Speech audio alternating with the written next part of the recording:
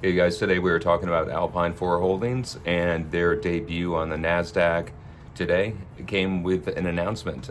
They announced that their acquisition of Identified Technologies, a drone mapping software technology, or software company.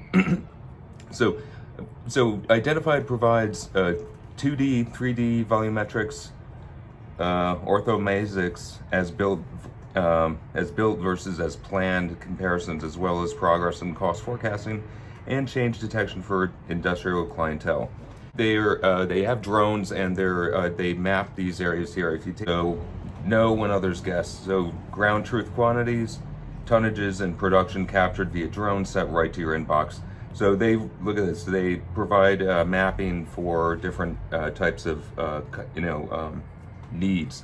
So if you look at all these different things that they're doing here, basically they provide drones that fly over these areas and then provide mapping of real-time mapping of those areas.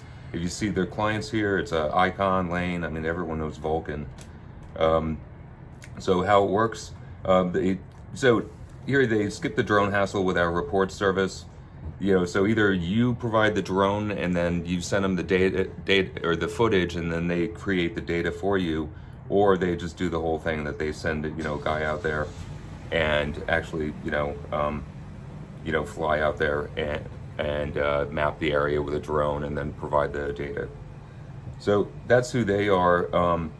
Seems pretty interesting. They're a private company.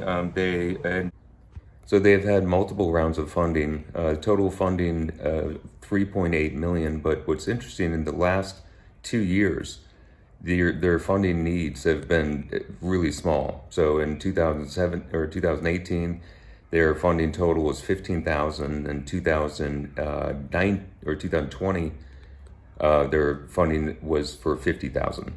So they've had very small additional rounds of funding after what they've been doing. So given their clientele, they're likely near profitability.